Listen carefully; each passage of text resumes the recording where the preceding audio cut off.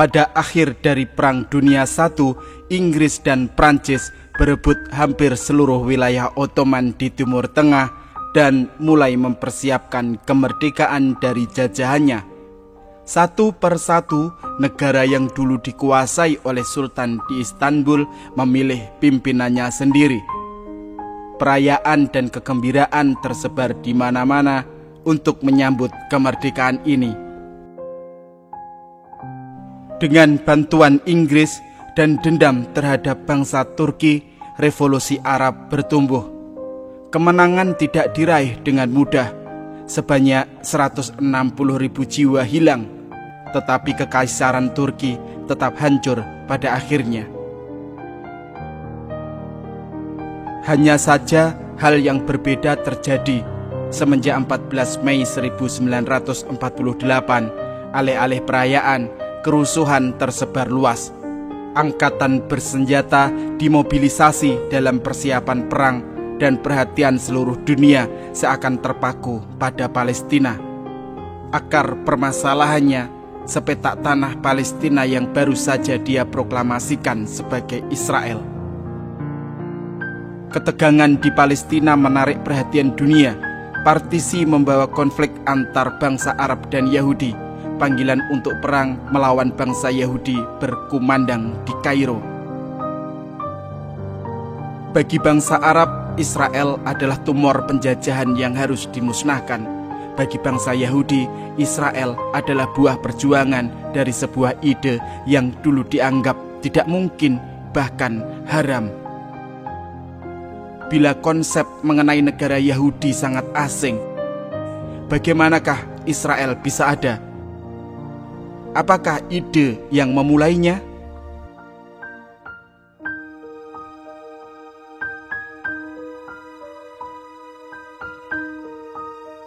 Pada awal abad Masehi, Romawi menduduki Yudea. Setelah bangsa Yahudi memberontak dan gagal, Romawi menghancurkan kuil penyembahan dan mengusir sebagian besar penduduknya ke seluruh Eropa. Di Eropa, mereka disebut sebagai orang Yahudi karena menganut agama Yudaisme. Berdasarkan kepercayaan bangsa Yahudi, Mesias atau Juru Selamat akan datang dan mempersatukan mereka semua kembali ke Yerusalem. Meski demikian, seperti ajaran agama lain, kepercayaan ini mulai ditantang dengan aliran-aliran filosofi baru yang berkembang pesat di Eropa. Ketiga hal tersebut mengakibatkan dua hal. Pertama, pemisahan agama dan kehidupan publik. Kedua, peperangan di Eropa semakin memantik perasaan nasionalisme. Akibatnya orang Yahudi di Eropa dipaksa untuk melupakan tradisi mereka demi mengasimilasikan dirinya dengan masyarakat Eropa. Berkat asimilasi, orang Yahudi mulai melupakan ajarannya. Bagi mereka, Palestina sudah menjadi tempat yang buruk, terbelakang, dan berbahaya karena dikuasai oleh Kekaisaran Ottoman. Meski diskriminasi masih kerap terjadi, Eropa Barat masih menjadi pilihan yang lebih baik. Tetapi situasi berbeda terjadi di Eropa Timur. Di Eropa Timur, di mana nilai-nilai liberalisme belum terasakan, diskriminasi terhadap Yahudi jauh lebih mematikan. Mereka dipaksa tinggal di daerah kumuh dan tidak diperbolehkan bepergian sesuka hati. Bahkan tidak berhak mendapatkan pendidikan. Sebagian besar dari mereka bahkan tidak bisa berbahasa lokal dan kerap menjadi target penyerangan, bahkan pembantaian. Bagi mereka, Palestina merupakan pilihan yang jauh lebih baik daripada tempat asal mereka. Semenjak tahun 1880-an, ratusan orang Yahudi di Eropa Timur memilih untuk berpindah tempat tinggal di Palestina Kekaisaran Ottoman. Hanya saja, rencana untuk migrasi massal ini dilakukan tanpa perencanaan yang matang. Sehingga banyak pendatang ke Palestina yang meninggal karena penyakit malaria, kelaparan, atau ditangkap oleh pasukan Turki. Sepertinya harapan mengenai kembali ke kampung halaman mereka telah sirna. Pada tahun 1891, seorang jurnalis ditugaskan untuk meliput peristiwa politik di Prancis. Jurnalis ini bernama Theodor Herzl. Setelah meliput berbagai serangan terhadap bangsa Yahudi di Prancis, Herzl mengambil sebuah kesimpulan pahit. Bangsa Yahudi akan tetap dianggap sebagai pendatang dan dianaktirikan dimanapun mereka berada. Tak peduli bahwa mereka sudah terasimilasi, menganut agama lokal, bahkan menjadi bagian dari angkatan bersenjata negara itu. Bagi dia, bangsa Yahudi akan tetap dibenci dimanapun mereka berada. Dengan demikian, satu-satunya solusi adalah memiliki negaranya sendiri. Herzl merasa bahwa imigrasi Palestina saja tidak cukup, bahkan berbahaya. Hal pertama yang harus dilakukan untuk mendirikan negara Yahudi adalah memastikan dukungan dari negara Eropa yang besar terlebih dahulu. Setelah mendapatkan perjanjian resmi untuk membentuk sebuah negara, barulah imigrasi massal bisa dimulai. Disinilah ideologi Herzl bertentangan jauh dengan ajaran Yudaisme. Apabila Yudaisme didasarkan dengan agama yang menantikan keselamatan dari Mesias, ideologi Herzl didasarkan dengan nasionalisme Yahudi. Herzl merasa bahwa bangsa Yahudi tidak bisa menunggu terlalu lama. Bangsa Yahudi menurutnya harus mengambil alih takdir mereka dan segera membentuk negara di Palestina. Ideologi Herzl inilah yang kemudian dinamakan sebagai Zionisme.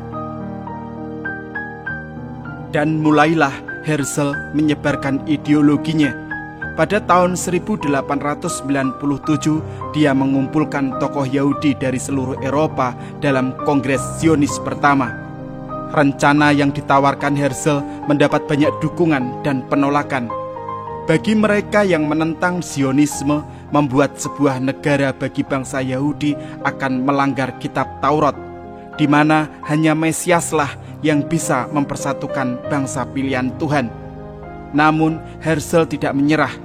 Dia mulai mendekati beberapa petinggi dari Jerman yang dekat dengan Kekaisaran Ottoman. Setelah mendapatkan dukungan mereka, barulah dia beranjak ke Kekaisaran Ottoman. Untuk meminta sepetak tanah tersebut, ia menawarkan bantuan keuangan bagi Kaisar Ottoman. Namun, Kekaisaran Ottoman yang sedang menghadapi banyak tantangan dari Eropa tidak ingin memberikan seinci pun tanah di Palestina. Sekali lagi, Herzl tidak menyerah. Akibat dari gagalnya Herzl meyakinkan Kekaisaran Ottoman, dia mulai mendekati musuh dari Kekaisaran Ottoman, yaitu Rusia dan Inggris. Meskipun gagal untuk meyakinkan Rusia, Herzl mendapatkan tawaran wilayah dari Inggris. Wilayah tersebut bukan berada di Palestina, melainkan di Uganda, dan tentu saja tawaran tersebut ditolak. Lebih naasnya, Herzl tidak pernah hidup untuk melihat impiannya tercapai. Pada tahun 1904, Theodor Herzl meninggal dunia. Pada tahun 1914, kelompok Zionis yang sudah tersebar di mancanegara mengalami sebuah dilema. Kekaisaran Ottoman beserta dengan Jerman turut berperang melawan kekuatan sekutu. Inggris yang merupakan bagian dari sekutu tersebut merespon hal ini dengan mendukung nasionalisme bangsa-bangsa Arab agar memberontak pada kekuasaan sentral di Kekaisaran Ottoman. Kelompok Zionis terbagi menjadi dua kubu. Bagi orang Yahudi yang sudah menetap di Palestina, Kekaisaran Ottoman adalah harapan terbesar mereka dari ancaman Inggris yang mendukung bangsa-bangsa Arab. Sementara Zionis yang berada di Eropa merasa bahwa ancaman terbesar datang dari Kekaisaran Ottoman. Maka dari itu, Inggrislah yang harus didukung. Salah satu Yahudi dari Eropa yang mendukung Inggris adalah seorang ilmuwan bernama Chaim Weizmann. 4 tahun kemudian, yakni pada tahun 1918, Inggris terbukti berhasil mengalahkan Kekaisaran Ottoman.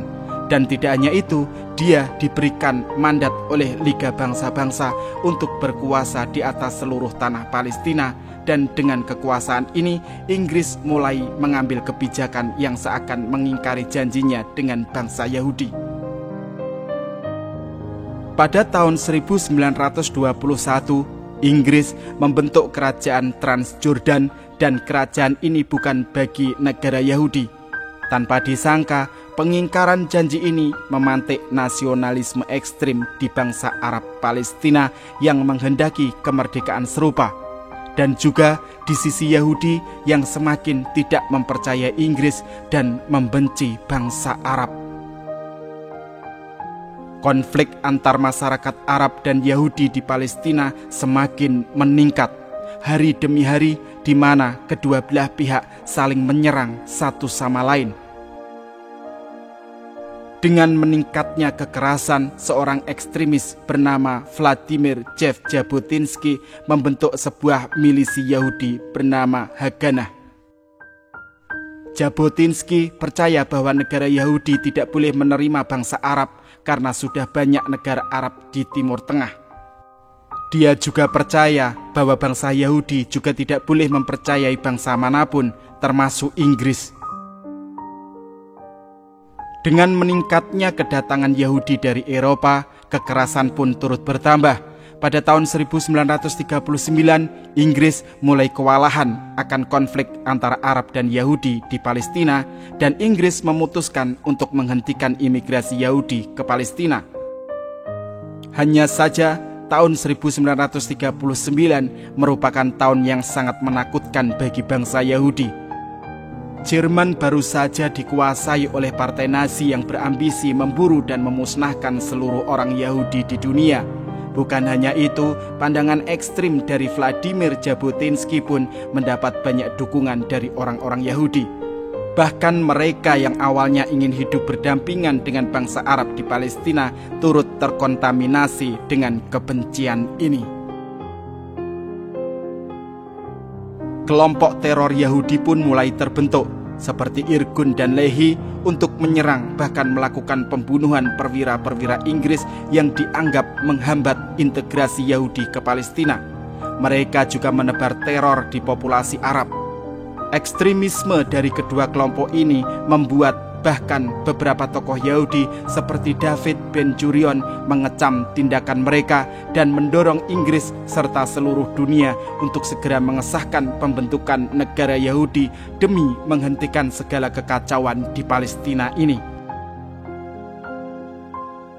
Inggris semakin muak akan kekacauan di Palestina dan memilih untuk menyerahkan Palestina ke tangan Perserikatan Bangsa-Bangsa.